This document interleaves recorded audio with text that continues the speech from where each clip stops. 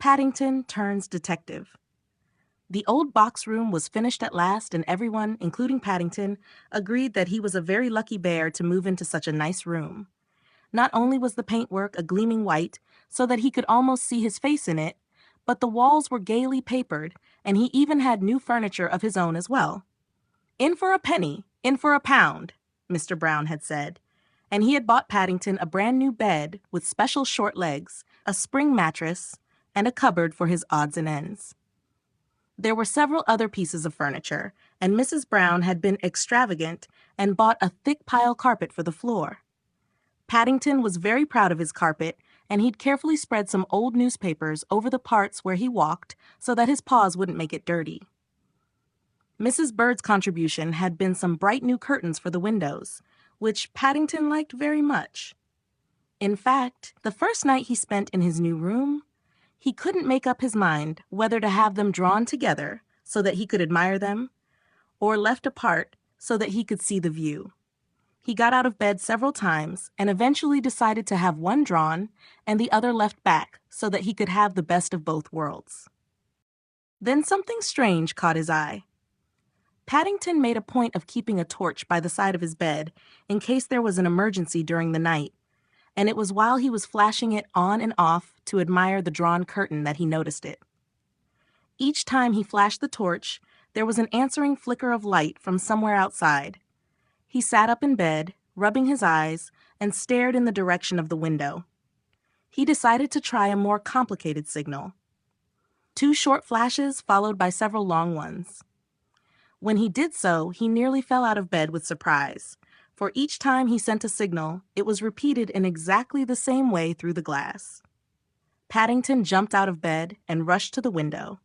He stayed there for a long while, peering out at the garden, but he couldn't see anything at all. Having made sure the window was tightly shut, he drew both curtains and hurried back to bed, pulling the clothes over his head a little farther than usual.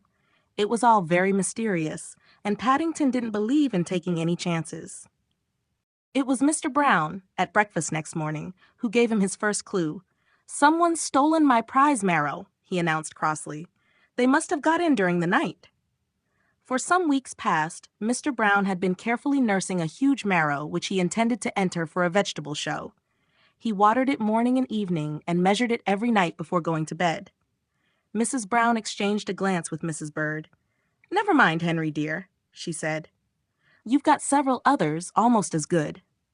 "I do mind," grumbled Mr. Brown, "and the others will never be as good, not in time for the show." "Perhaps it was one of the other competitors, Dad," said Jonathan. "Perhaps they didn't want you to win. It was a jolly good marrow." "That's quite possible," said Mr. Brown, looking more pleased at the thought. "I've a good mind to offer a small reward." Mrs. Bird hastily poured out some more tea.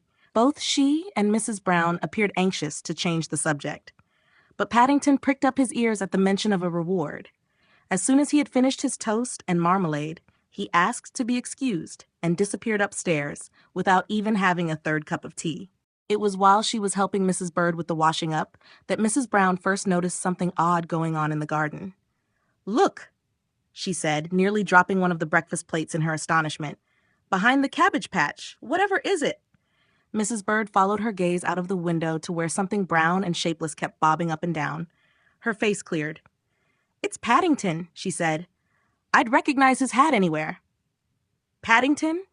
echoed Mrs. Brown. "But what on earth is he doing crawling about in the cabbage patch on his paws and knees?" "He looks as if he's lost something," said Mrs. Bird. "That's Mr. Brown's magnifying glass he's got." Mrs. Brown sighed. "Oh, well, we shall know what it is soon enough, I expect." Unaware of the interest he was causing, Paddington sat down behind a raspberry cane and undid a small notebook, which he opened at a page marked List of Clues.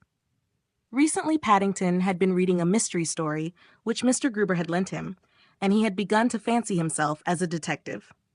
The mysterious flashes of the night before and the loss of Mr. Brown's marrow convinced him his opportunity had come at last. So far, it had all been rather disappointing. He had found several footprints, but he'd traced them all back to the house. In the big gap left by Mr. Brown's prize marrow, there were 2 dead beetles and an empty seed packet. But that was all.